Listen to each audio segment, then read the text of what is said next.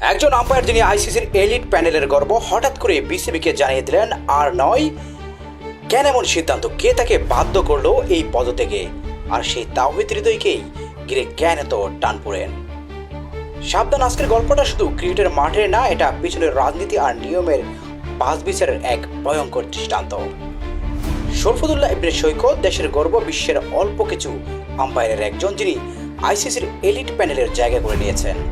কিন্তু হঠাৎ করে তিনি বিসিবিতে জমা দিলেন পদত্যাগপত্র আর বলে দিলেন অনুরোধ করলেও ফিরবেন না।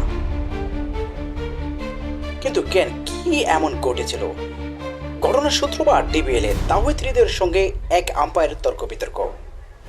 নিয়ম অনুযায়ী হৃদয়কে দেওয়া হয় নিষেধাজ্ঞা, সব ঠিকই ছিল, কিন্তু তারপর বিসিবি নিজেই বদলে ফেলল নিজের নিয়ম শুধু হৃদয়কে খেলানোর জন্য।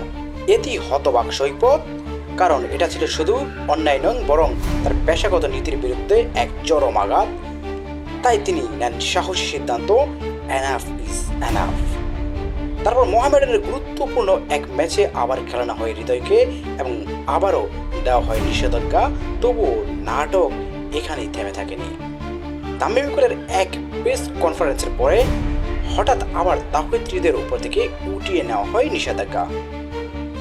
এটা কি শুধু খেলার নিয়ম, নাকি ক্রিকেটের নামে চলছে অদৃশ্য কোনো শক্তির খেলা? এমন অনৈতিক, পক্ষপাত দুষ্ট সিদ্ধান্তে একসময় নিজেকে প্রশ্ন করতে শুরু করেন সৈকত, আমি কি ভুল জায়গায় আছি?